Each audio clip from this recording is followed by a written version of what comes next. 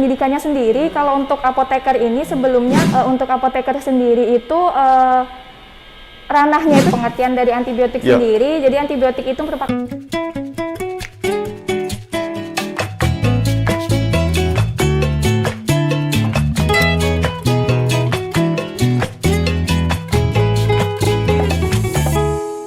Assalamualaikum warahmatullahi wabarakatuh. Selamat pagi, salam sejahtera buat kita semua. Kembali lagi di acara Coffee Morning Talk bersama Komite Tenaga Kesehatan lain. Nah, pagi hari ini Sobat Perkesit, kita sudah kedatangan lagi nih tenaga kesehatan yang lainnya, yaitu apoteker. Selamat pagi, Ngesti. Selamat pagi, Kak. Ya, gimana kabarnya? Alhamdulillah baik. Kak Gaga sendiri gimana? Alhamdulillah baik. Terima kasih ya sudah bersedia bergabung sama kegiatan kita Coffee Morning Talk bersama Komite Tenaga Kesehatan lain. Nah, di sini Ngesti, sahabat Perkesit pengen tahu nih seperti apa sih apoteker, apa sih perannya gitu ya, dan apa sih yang dilakukan, kewenangannya seperti itu. Kemudian juga nanti mungkin Ngesti akan memberikan tips ya, penjelasan seperti apa penggunaan antibiotik ya, menggunakan antibiotik yang secara bijak dan tepat. Nah, sahabat Perkesit, nanti kita sama-sama saksikan gitu ya penjelasan dari Ngesti gitu. Nah, mungkin Ngesti langsung saja gitu ya, mungkin Ngesti bisa jelasin nih dengan sahabat Perkesit di rumah untuk proses pendidikan seorang apoteker itu seperti apa, kemudian setelah lulus selesai pendidikan itu kewenangannya di rumah sakit seperti apa aja sih gitu ya, apa aja sih yang dilakukan, seperti sejauh mana sih gitu, terus kolaborasinya dengan tenaga kesehatan yang lain seperti dokter dan lain-lain itu seperti apa. Nah, mungkin Ngesti bisa jelasin gitu. Silakan. Baik, terima kasih Kak Garda atas pertanyaannya. Untuk pendidikannya sendiri, kalau untuk apoteker ini sebelumnya kami menempuh pendidikan S1 dulu ya Kak. S1 dulu, S1 farmasi itu menempuhnya selama 4 tahun. Tapi bisa juga kalau sebelumnya ini ada D3 farmasi, itu selama 3 tahun. Tapi syaratnya kalau ingin melanjutkan apoteker, pendidikan D3 ini harus menyambung lagi kuliahnya gitu, menamatkan sampai S1 gitu. Ke S1, setelah S1 farmasi, S1 farmasi. Nah, setelah itu baru lanjut ke profesi lagi. Profesinya ini kurang lebih 1 tahun pendidikan. 1 tahun pendidikan nambah apoteker, ya.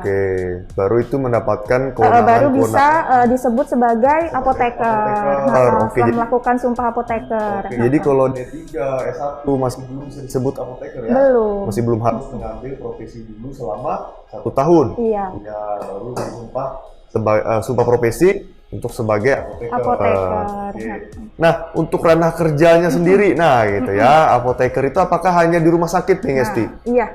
Nah, untuk apoteker sendiri, mungkin orang kebanyakan tahu apoteker itu yang menjual obat di apotik gitu ya, menyerahkan obat di apotik. Kemudian apoteker ini hanya bisa ditanya tentang kalau misal ada keluhan ini obatnya apa sih gitu ya. Jadi sebenarnya untuk apoteker sendiri itu ranahnya itu sangat luas sekali ya Kak. Jadi memang apoteker ini yang bertanggung jawab terhadap obat-obatan, misal mulai dari obat itu diformulasi nih Kak, belum dalam bentuk sediaan tablet, sediaan sirup gitu, semua ditanggung jawabi oleh apoteker. Setelah itu setelah menjadi bentuk sediaan, mendapatkan izin edar dari BPOM, nah itu juga dari BPOM juga apotekernya yang memberikan izin edar itu.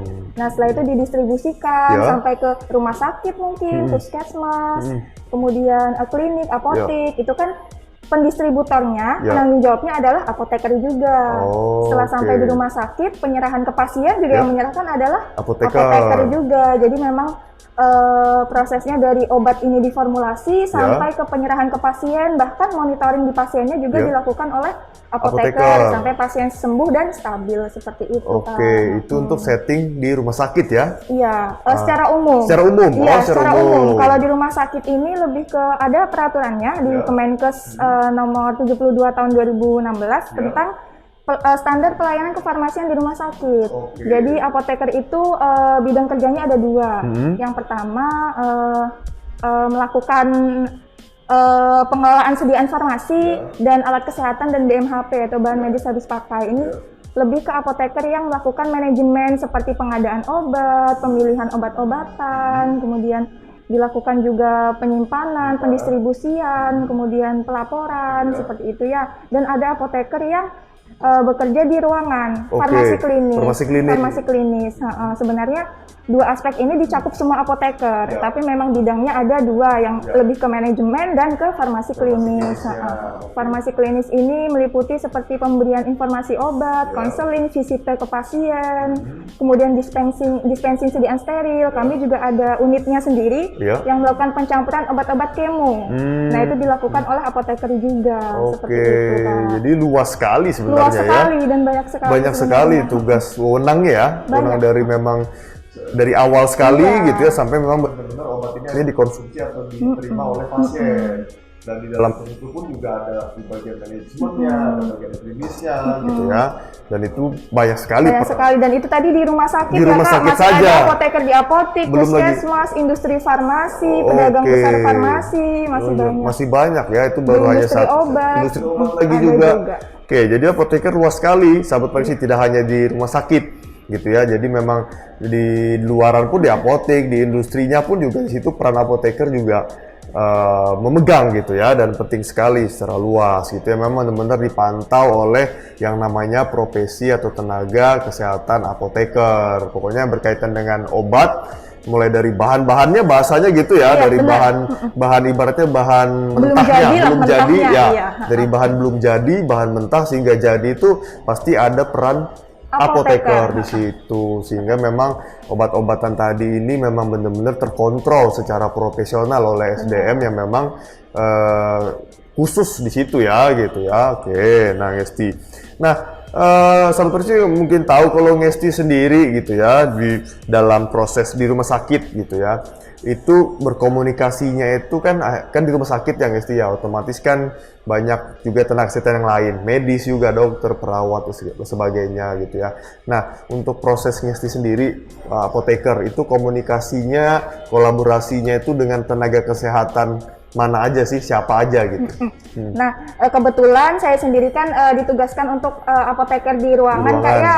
Jadi di ruangan itu ada banyak sekali tenaga kesehatan yang lain, Ya. seperti terutamanya perawat, Ya. kemudian dokter, bidan, gitu. Betul. Nah, kami di situ berkolaborasi menjadi satu, begitu ya, untuk memberikan pengobatan atau terapi yang memang sesuai dan baik untuk pasien Ya. gitu. Jadi kami sering, misal kami ini kan mengkoreksi lebih ke ada nggak sih efek samping di pasien, ada nggak sih pasien alergi obat gitu.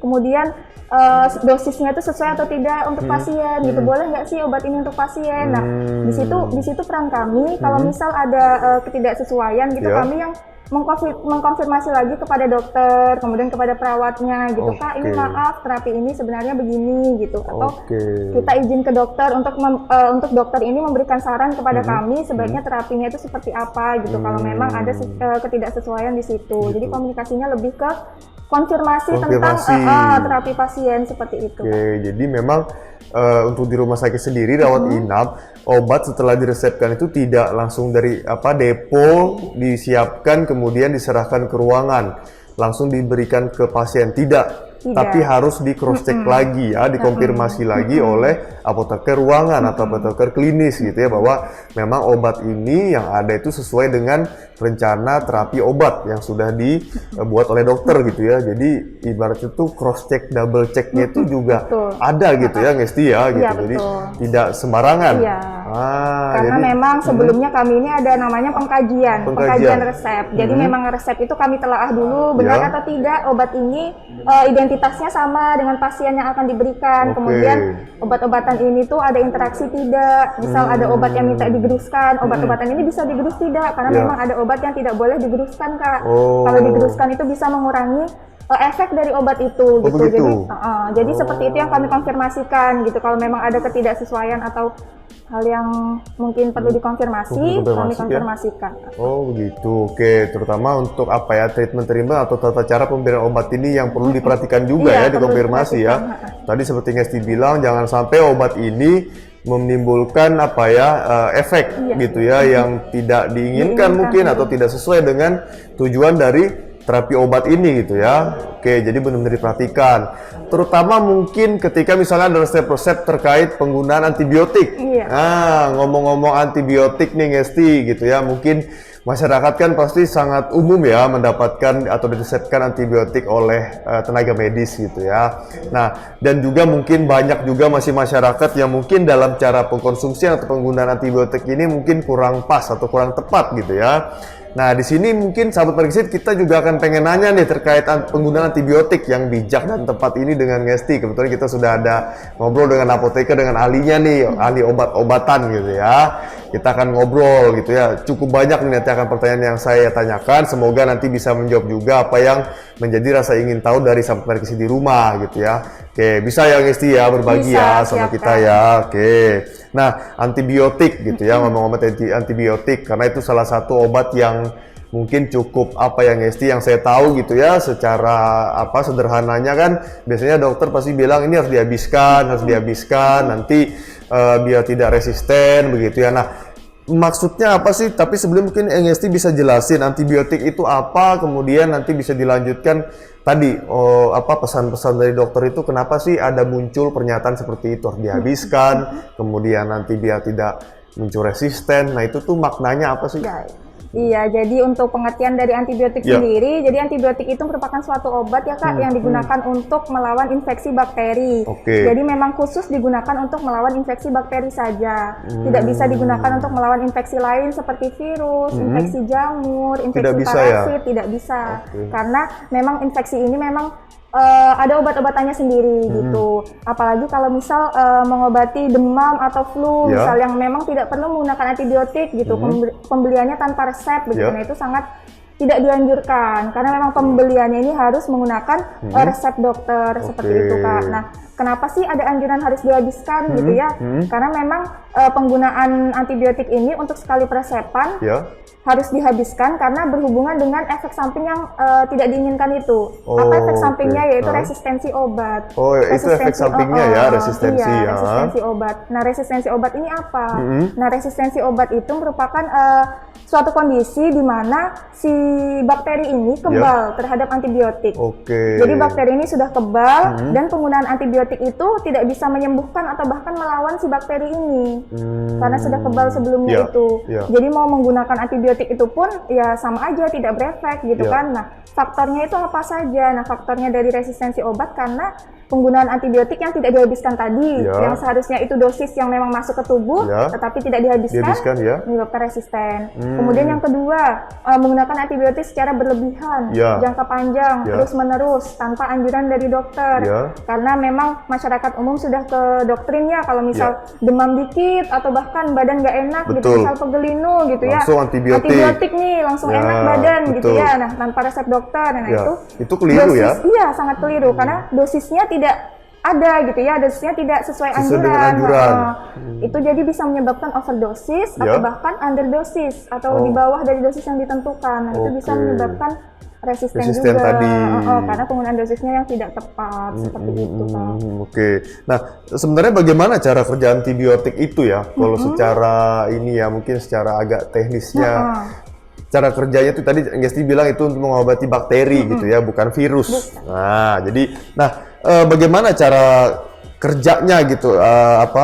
Ngesti mungkin untuk obat antibiotik sendiri untuk mengobati bakteri itu di dalam tubuh itu seperti apa? Baik, kalau untuk mekanisme kerja antibiotik sendiri, jadi antibiotik ini kan ada berbagai penggolongannya Kak. Ya. Penggolongan antibiotik ini sebenarnya dibedakan menjadi cara kerjanya antibiotik itu sendiri. Jadi ada misal contoh antibiotik golongan penisilin gitu Ya. ya, golongan beta laktam. Ya. Nah, contohnya tuh ada yang sering sekali kita tahu amoksisilin, Ya. ampicillin gitu ya.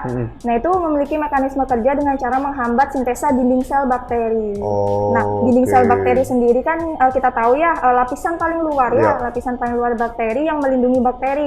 Jadi di situ ada lapisan namanya lapisan polipeptidoglikan. Ya. Nah, lapisan itu tuh berfungsi untuk mempertahankan bakteri itu dari lingkungan luarnya.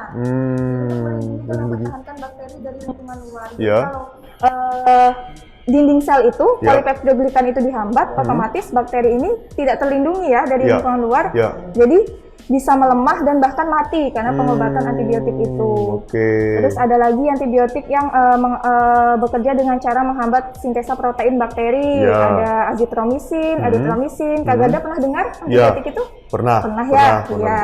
Kemudian ada juga dengan cara secara bakteriostatik maupun bakteriosit. Nah, apa sih bakteriosit dan bakteriostatik itu? Nah, bakteriosit itu bekerja dengan cara membunuh bakteri secara keseluruhan. Sementara kalau bakteriostatik hanya melemahkan saja, tidak sampai membunuh. Jadi bakteri ini dilemahkan saja, seperti itu. Secara umum mekanisme kerja dari antibiotik. Sebenarnya masih banyak lagi, tapi secara umumnya seperti itu. Melemahkan dan mematikan gitu ya. Oke, antibiotik cara mekanisme secara umumnya bekerjanya antibiotik tadi gitu ya. Makanya penggunaannya itu harus bijak, sesuai dengan resep dan dosis gitu ya, karena memang itu sudah sesuai kebutuhan diri orang masing-masing gitu ya. Oke, jangan sampai over dan under dosis. Oke, nah jadi memang misalnya tadi Ngesti juga udah bilang ya sahabat Berkesit, jadi tidak sedikit-sedikit kalau batuk, demam, pilek, konsumsi antibiotik gitu ya. Kita harus bijak ya, Ngesti ya tadi bijak tadi sesuai dengan resep gitu ya, tidak menggunakan resep yang lama. Jadi nah tadi kan juga mungkin ada orang nih Ngesti pakai, masih ada sih kan, ada aja yang orang yang tidak tertib obat ya. Nah masih ada sisa antibiotik dikonsumsi lagi. Kira-kira itu bakal ngefek nggak? Obat resep lama dipakai lagi, kira-kira itu gimana? Sebenarnya kalau peresepan antibiotik harus dengan resep yang baru Kak ya. Kalau memang ada resep yang lama, misal pasien ini sebelumnya pernah diresepkan antibiotik karena memang perlu ya dari dokter meresepkan, kemudian antibiotik sudah diminum, sudah habis, kemudian di kemudian hari atau beberapa minggu kemudian misal pasien merasakan keluhan yang sama seperti sebelumnya yang diresepkan antibiotik itu gitu. Terus pasien ini mungkin langsung berpikiran bahwa berarti saya minum obat yang kemarin lagi gitu. Jadi menggunakan antibiotik yang lama. Misal kalau menebusnya di apotik, bisa saja dari apotik ini apotekernya mengedukasi gitu ya. Maaf Pak, ini tidak bisa ditebus karena ini resep yang lama. Sebaiknya ke dokter lagi untuk periksa ulang gitu untuk diresepkan lagi atau tidak. Nah kalau misal pasien ini belinya di toko obat yang tidak berizin atau di warung-warung gitu ya yang menjual antibiotik secara bebas, kan seperti itu dilayani saja gitu kan, karena memang mereka pemberiannya itu tanpa pertimbangan gitu, langsung memberikan. Nah itu yang bahayanya di situ sih Kak, kalau misal pasien ini menggunakan resep yang lama kemudian menebusnya di toko obat atau warung yang menjual antibiotik bebas, nah itu yang sangat-sangat harus diwaspadai sih. Karena memang toko obat atau warung kan nyarinya keuntungan ya, lebih untungnya. Edukasinya nggak ada. Karena memang mereka ya tadi tujuannya beda dalam menjual obat kan gitu ya. Oke, jadi memang harus pakai resep yang baru ya sahabat Berkesit, tidak bisa pakai resep yang lama karena harus diperiksa lagi oleh tenaga medis gitu ya, menyesuaikan lagi dengan walaupun gejalanya sama nih. Jadi jangan sembarangan untuk menebus antibiotik lagi gitu secara mandiri gitu ya, harus dengan resep yang baru. Apalagi kalau misalnya mengkonsumsi antibiotik yang masih bersisa di rumah, itu lebih tidak dianjurkan ya, malah salah ya. Iya, karena kan memang sebelumnya memang harus dihabiskan. Tidak boleh ada sisa gitu ya. Iya, oke, jadi tidak dihabiskan saja sudah keliru penggunaannya gitu ya, apalagi kalau digunakan lagi di kemudian hari gitu ya, karena itu ibaratnya antibiotik yang sisa tidak dihabiskan, tidak bisa digunakan gitu ya. Oke. Nah, tadi memang diresepkan gitu ya, harus diresepkan obatnya gitu ya. Terus kalau misalnya penggunaan nih, Ngesti mungkin ya ada orang yang mungkin kan beda-beda penggunaan antibiotik, ada yang 2x1, 3x1, bahkan ada yang 4x1 ya antibiotik ya. Nah, saya pernah tuh 4x1. Nah itu bagaimana tuh, mungkin sahabat Berkesit di rumah mungkin kadang ada yang masih bingung. Ini penggunaannya 4x1, 2x1 ini jaraknya itu mungkin seperti apa sih? Apakah misalnya dikasih obat misalnya diresepkan sore gitu, terus pulang ke rumah diminum nanti mungkin jelang 2 jam, 3 jam minum lagi, nanti 3 jam minum lagi, 3 jam minum sampai 4 kali. Apakah seperti itu? atau seperti apa? Sebenarnya tidak ya Kak. Ya. Jadi untuk penggunaan antibiotik yang baik dan benar itu Ya. digunakannya pertama tadi dengan resep dokter. Pasti dokter itu meresepkan di situ berdasarkan aturan pakai. Ya. Bisa 2x1 atau 3x1. Tapi kalau untuk 4x1 mungkin sangat jarang sekali ya. Jarang. Karena kebanyakan memang penggunaannya ini 2 kali sehari atau enggak 3 kali sehari seperti itu. Nah, untuk penggunaan 2 kali sehari itu bisa diminum di jam yang sama setiap harinya, Kak Di ya. jam yang sama setiap harinya. Iya, di jam yang sama setiap harinya secara rutin dan harus dihabiskan. Kalau misal 2x1 penggunaannya berarti bisa setiap 12 jam. Setiap 12 jam. Misal minum yang pertama jam 7 pagi nih Ya, Kak, sesudah ya, makan, sesudah ya. sarapan pagi. Ya. Nah, diminum lagi itu jam 7 malamnya. Jam 7 Setelah malam. makan malam. Setelah makan malam jam 7 malam, itu untuk 2 kali sehari setiap Ya. 12 jam ya. Ya. Kalau untuk 3 kali sehari bisa setiap 8 jam. Setiap 8 jam. Setiap 8 jam. Oke. Jadi jam 7 pagi, jam 3 sore, kemudian Nanti lanjut lagi jam- sebelum tidur jam Ya. 10 malam diminum lagi. Seperti itu rutin terus setiap harinya sampai habis. Sampai habis. Biasanya dokter tuh meresepkan untuk penggunaan antibiotik tuh sekitar 5 hari ya, 5 Ya. atau mungkin 7 sampai 14 hari juga ada. Jadi tergantung keparahan dari Keparahan. infeksi si pasien itu sendiri. Jadi Oke. itulah memang banyak pertimbangan ya Kak ya, makanya sangat tidak dianjurkan untuk membeli antibiotik secara Sembarang. bebas karena yang mengetahui keparahan infeksi dari pasien ini kan dari dokternya Dokter. sendiri gitu yang bisa meresepkan dosis dan aturan pakainya seperti itu. Itu ya, jadi memang aturannya juga harus tertib ya tadi Iya, ya, harus. harus dihabiskan di jamnya sama sesuai dengan anjuran yang Iya. tertera. Dan memang tadi penggunaan antibiotik ini memang berbeda-beda berapa hari dikasihnya gitu Iya, ya. berbeda-beda Beda-beda setiap setiap pasien, orang iya. karena memang kondisi itu udah telah dinilai sama dokter, oh butuhnya orang ini sekian banyak obat antibiotik yang harus diminum gitu ya. Jadi tidak bisa sembarangan dan harus dihabiskan ya sahabat Rekesit gitu ya. Oke. Nah, selain obat minum nih, ada nggak bentuk sediaan lain antibiotik? Karena selama ini kan kita hanya kapsul ya. Iya. Kapsul gitu atau ya kapsul. Ada sediaan lain nggak, Ngesti? Baik, kalau untuk antibiotik sendiri selain obat minum seperti sirup ya, ada juga sirup antibiotik biasanya untuk anak. Ada juga sediaan kapsul, ada sediaan tablet, Ya. kemudian ada sediaan tetes mata. tetes mata juga. Kemudian salep mata yang mengandung antibiotik, ada juga tetes telinga, kemudian salep kulit juga yang mengandung antibiotik juga ada. Ada juga ya. Sediaan Jadi lain. sediaannya banyak ya. Banyak sekali. Bukan hanya di tablet atau kapsul gitu ya, Iya. tapi juga tadi sirup, tetes gitu Ada ya. juga injeksi, Oles. ada juga Oh, sediaan injeksi injeksi ada yang juga? disuntikan, yang digunakan untuk pasien yang tidak memungkinkan untuk obat-obatan yang ditelan seperti itu. Jadi diinjeksi. Tapi itu mungkin lebih ke pasien-pasien untuk pasien yang di Rawat inap, inap ya. benar, iya. Ya, kalau yang rawat jalan ya dikonsumsi oral aja Oral ya. aja, iya benar. Oke, gitu. Nah, terus apakah penggunaan antibiotik itu dengan sediaan tetes telinga, misalnya yang lain-lain daripada yang lain itu apakah juga harus dihabiskan seperti konsumsi oral? Iya, nah untuk penggunaan selain konsumsi oral, kalau konsumsi oral kan memang harus habis ya Kak ya, Ya. sampai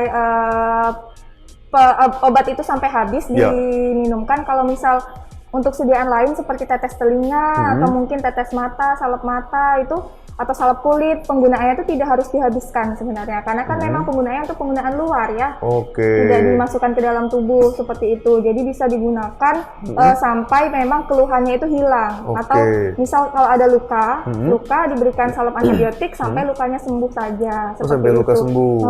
Oke. Nah, itu juga pemberiannya juga tidak harus sampai penggunaan jangka panjang gitu. Misal pakai tes telinga terus satu botol kan lumayan Ya, ini banyak, ya, Kak, ya. lumayan banyak gitu. Jadi memang tergantung dari dokternya lagi. Misal Ya. meresepkan dokter tuh biasanya untuk penggunaan berapa hari gitu. Ya. Pasti dokter memberitahu ke pasiennya untuk berapa hari penggunaan gitu. Jadi tergantung keparahan dari infeksinya sendiri gitu.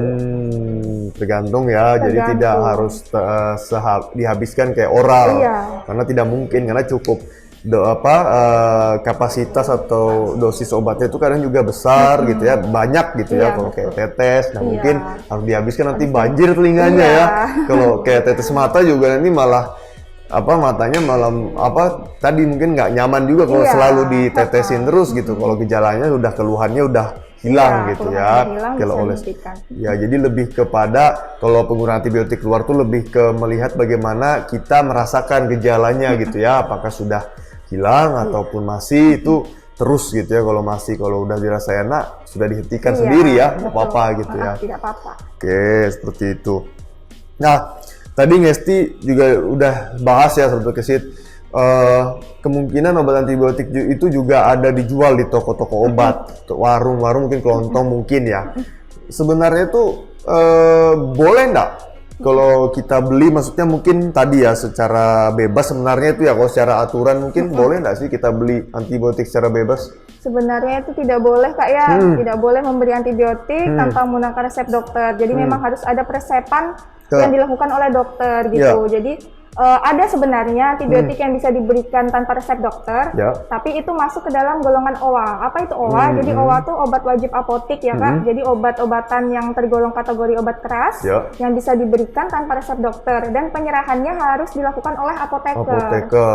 Tidak boleh diserahkan oleh yang lain gitu ya, harus apoteker yang menyerahkan. Nah, antibiotik apa sih yang masuk ke OA? Itu ada tadi yang saya jelaskan, salep kulit, kemudian tetes telinga, tetes mata, salep mata. Nah, itu masuk ke dalam OA, obat wajib apotik yang bisa diberikan apoteker tanpa resep dokter. Tapi kalau obat-obatan minum itu tidak bisa, harus menggunakan resep dokter untuk penebusannya. Nah, untuk OA sendiri itu sebenarnya ada batasannya juga Kak. Jadi misal kita boleh memberikan obat ke pasien, seperti salep antibiotik misalnya, tapi tidak boleh lebih dari 1 tub atau 1 botol. Jadi maksimal pemberian ke pasien adalah 1 tub. Jadi kalau misal pasien minta, Mbak boleh nggak saya beli 3 karena rumah saya jauh nih, nanti kalau misalnya lagi daripada bolak-balik gitu, nah tidak bisa, karena pemberiannya ini ya maksimal hanya terlayani 1 tub saja. Terbatas ya. Nah, kalau yang dijual bebas di warung atau di toko-toko obat tidak berizin itu kan sebenarnya sangat disayangkan sekali Kak ya, karena kan penggunaannya ini tanpa monitoring sama sekali, tanpa anjuran dokter, karena pemberian antibiotik ini memang perlu pertimbangan Kak. Banyak yang harus dipertimbangkan, alergi nggak sih pasien sama antibiotik ini gitu kan. Kemudian hamil atau tidak, nah pemilihannya antibiotik ini juga berpengaruh. Oleh ibu hamil tuh ada antibiotik yang boleh, ada yang nggak boleh. Kemudian kondisi klinis pasien, misal pasien ini ada gangguan ginjal atau enggak, gangguan hati atau enggak, nah itu juga berhubungan sama pemilihan antibiotik sendiri. Seperti itu, jadi memang di situ kan tidak ada pengkajian-pengkajian ini ya Kak ya, jadi memang harus dihindari atau mungkin lebih ditekankan lagi gitu ke masyarakat kalau gimana sih bahayanya menggunakan antibiotik secara bebas gitu tanpa aturan atau resep dari dokter gitu. Akibatnya tuh apa ya, resisten itu tadi, resisten itu sangat memang penting sekali ya diwaspadai, karena pengobatan kalau sudah resisten tidak bisa diobati dengan antibiotik itu. Misal kalau 1-2 antibiotik gitu yang resisten, kalau hampir semua golongan di saat pasien membutuhkan antibiotik itu malah tidak bisa terobati gitu kan. Jadi sangat disayangkan sekali malah membahayakan ya. Sangat-sangat membahayakan. Oke, kalau sampai semua antibiotik tidak mempan gitu ya.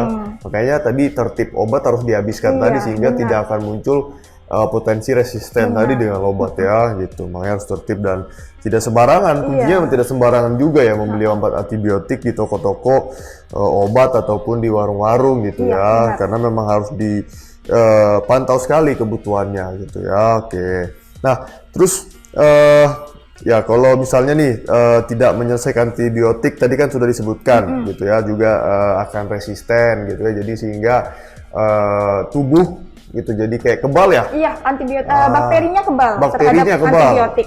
Jadi bakteri ini sudah tahu gitu, oh ini yang sering minum, sering masuk ke tubuh nih, jadi seperti mempelajari gitu bakterinya untuk melawan si antibiotik nih gimana caranya gitu. Jadi sempat mempelajari gitu kan, oh kayak gini cara melawan si antibiotiknya gitu. Jadi bakteri dalam tubuh ini sudah tahu gitu caranya melindungi diri gitu kan, biar pertahanannya ini istilahnya kokoh lah, tidak bisa ditembus sama antibiotik tadi ya. Karena tadi terutama ketika penggunaan antibiotik yang tidak konsisten ya, jadi bakteri ini kayak udah membuat strategi untuk melawan gitu ya di dalam tubuh gitu ya. Oke, nah terus tadi juga untuk obat-obatan tidak sembarangan ya, masyarakat mungkin juga harus teredukasi, harus paham juga ya sebelum membeli obat. Di mana obat-obat yang keras mungkin ada yang bebas dijual, tetapi syaratnya itu harus ada apotekernya dan diberikan penjelasan edukasi gitu ya. Dan memang apotik ini harus punya apoteker. Oke, jadi kalau hanya kayak penjaga toko Wah, tidak itu bisa tidak disebut bisa ya. sebagai apotek. Tidak bisa disebut apotek juga gitu ya. Ya, karena memang ada obat-obat keras itu yang memang masuk dalam kategori terbatas dijual bebas, tetapi harus tadi pantauan tenaga apoteker Iya, gitu ya. Nah, itu mungkin sahabat Periksi juga banyak yang masih belum tahu gitu ya. Kadang katanya kan obat-obat yang keras harus resep dokter, tapi ternyata ada yang bisa dijual bebas, tapi terbatas dan harus dipantau sama apoteker gitu ya. Dan pemberiannya pun juga dibatasi ya. Dibatasi juga gitu, dan tidak bisa beli dalam jumlah yang banyak gitu ya. Tadi yang masuk dalam kategori obat wajib apotik ya, OWA tadi ya gitu. Nah, itu yang bisa dibeli tanpa ini gitu. Nah, bagaimana sih ya Ngesti gitu ya, dari Ngesti solusi apa ya terbaik nih penggunaan antibiotik secara bebas tanpa pengawasan dokter kalau misalnya ada nih. Nah, tanpa pengawasan dokter tapi ia mengkonsumsi obat antibiotik sendiri gitu. Itu secara ininya bagaimana? Kalau secara terbaiknya solusinya? Kalau untuk solusinya sendiri sebaiknya dilakukan peninjauan lebih lanjut ya Kak oleh Badan POM, kan mereka yang melakukan sidak langsung di lapangan ya. Sebaiknya ditindaklanjuti dari mana sih mereka tuh mendapatkan antibiotik ini gitu kan. Pasti ada nih oknum-oknum tertentu yang mengadakan secara besar-besaran gitu kan antibiotik yang dijual begitu saja gitu kan. Kadang soalnya ada Kak PBF, distributor, pedagang besar farmasi yang dalam tanda kutip masih nakal gitu ya, masih menjualkan obat-obatannya ini ke warung atau misal ke toko-toko obat tidak berizin gitu, karena kan memang secara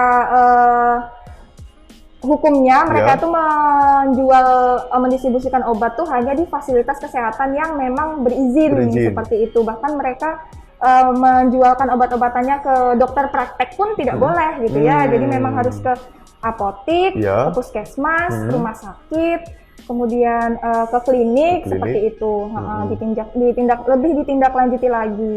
Selain itu juga peran apoteker ini penting sekali ya, melakukan edukasi, melakukan sosialisasi ke masyarakat tentang bahaya antibiotik yang digunakan secara bebas itu apa sih, tentang resisten itu apa sih, begitu bisa dilakukan dengan pemberian informasi obat melalui leaflet atau mungkin sosialisasi langsung ke masyarakat atau mungkin seperti yang kita lakukan pagi hari ini. Nah, betul di kegiatan talk show ini ya. Benar, dengan secara virtual ini memberikan informasi ke masyarakat tentang bagaimana menggunakan antibiotik yang bijak dan tepat. Seperti itu. Iya, jadi seperti itu ya. Jadi benar-benar harus di cross check ya secara keseluruhan. Mungkin kalaupun ragu bisa datang ke rumah sakit atau apotik langsung yang ada apoteker gitu ya, Ngesti ya, langsung berkonsultasi ya. Benar. Lebih amannya seperti itu, terutama ketika mungkin saat Brexit mendapatkan obat atau membeli obat yang mungkin ternyata tidak tahu dapat dari mana ataupun kurang jelas mungkin gitu ya, mungkin bisa langsung mengkonsultasikannya ke apoteker ya yang ada di fasilitas kesehatan. Karena memang kami punya slogan kayak tanya obat, tanya apoteker. Oh, tanya obat, tanya apoteker. Nah, itu Sobat Periksi sudah ada slogannya tuh. Kalau mau tanya obat ya tanya apoteker, jangan tanya ke tukang obat. Atau warung yang menjual obat-obatan bebas. Malah salah ya. Sama-sama. Nah, memang apoteker yang ahlinya obat gitu ya, tanya obat, tanya apoteker seperti itu. Nah, Ngesti, menarik sekali penjelasannya ya dari Ngesti, seorang apoteker yang ada di RSUD Perkesit gitu ya. Terkait tadi penjelasan tentang profesinya, tentang juga tadi membawakan bagaimana sih penggunaan antibiotik secara baik, secara bijak gitu ya, secara tepat juga gitu ya. Sangat menarik sekali Ngesti ya. Oke, mungkin Ngesti karena waktu juga nih, yang terbatas juga, mungkin nanti di lain kesempatan kita akan diskusi lagi dengan topik-topik yang menarik lainnya terkait obat-obatan gitu ya, sehingga nanti kita bisa memberikan pemahaman edukasi ke masyarakat ya dengan lebih jelas terkait obat-obatan. Oke, baik, mungkin kita mungkin undur diri. Terima kasih Ngesti sudah bergabung ya. Udah bersedia di sini di acara Coffee Morning Talk bersama Komite Tenaga Kesehatan lain gitu ya.